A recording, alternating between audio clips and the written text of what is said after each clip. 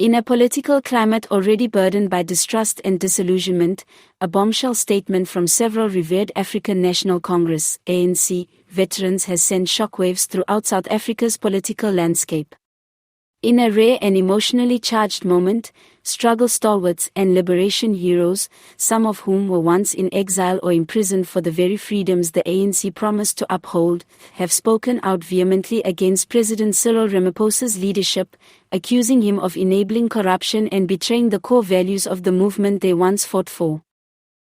Gathered at an urgent press conference in Johannesburg, the group of ANC veterans, including former Robben Island prisoners, senior Umkhonto Sizwe operatives, and historic NEC members, expressed their deep disappointment over what they described as a systemic decay of ethical leadership under Ramaphosa's administration. "We've been betrayed," declared one of the senior veterans, fists clenched, voice trembling with anger. "This is not what we envisioned when we took up arms. This is not why we suffered in exile. Ramaphosa has allowed the party to become a shelter for looters, while South Africans continue to suffer without jobs, safety, or justice."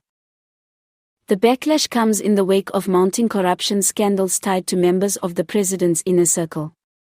Several reports have alleged links between ANC officials and massive tender frauds, procurement irregularities during the COVID-19 response, and ongoing misuse of public funds across provincial and municipal levels. Despite repeated promises of a new dawn, many veterans believe Ramaphosa's anti-corruption crusade has become more talk than tangible action.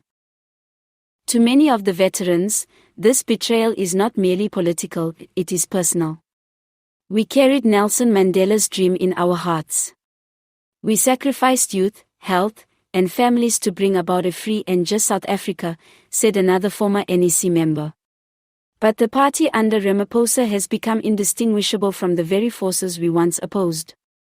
It is an elite project now, one that lines pockets instead of serving people. A particularly emotional moment came when a veteran who spent over 15 years on Robben Island openly wept as he described his disillusionment. "The ANC is dying, not because the people have abandoned it, but because it has abandoned the people." While Ramaphosa continues to position himself as a reformer surrounded by resistance, insiders suggest that the president is now increasingly isolated, even within his own ranks. Veterans accuse him of protecting allies accused of misconduct in exchange for political loyalty. "He is trying to balance unity with accountability," said a retired general secretary, "but in doing so, he is failing at both." Their public rebuke of Ramaphosa may further fracture an already divided ANC ahead of the 2026 general elections. Youth members and provincial leaders in KwaZulu-Natal, Eastern Cape, and Free State have also expressed growing dissatisfaction, questioning whether Ramaphosa is still the right figure to lead the party forward. The veterans are not just airing grievances, they're demanding action. In their statement, they called for 1. An independent inquiry into alleged corruption by current cabinet ministers. 2. Immediate suspension of any party member under investigation for fraud or state capture. 3. A national conference focused solely on reclaiming the ANC's moral compass and revisiting its founding principles. 4. Ramaphosa's personal accountability, including a public explanation of why corruption continues under his watch. South Africa does not need more commissions and empty speeches, one veteran emphasized. It needs courageous leadership, ethical clarity, and a willingness to let the chips fall where they may, no matter how high up they reach.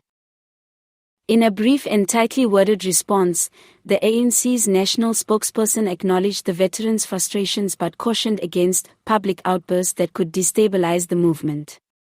The statement insisted that President Ramaphosa remains committed to rooting out corruption but emphasized the need for discipline and unity in the face of external attempts to weaken the party. While the ANC leadership might attempt to downplay the incident, analysts believe this open defiance from elders marks a turning point. For the first time, It's not opposition parties or media outlets criticizing the president, it's those who helped build the ANC from the ground up. These are not outsiders, political analyst Zamani Mthembu noted. These are the architects of the ANC's credibility. When they speak, the nation listens. And what they are saying now is devastating. Whether Ramaphosa will heed the call or brush it aside remains to be seen. But one thing is certain, the ANC can no longer hide behind liberation credentials. As the veterans made clear, that chapter is over.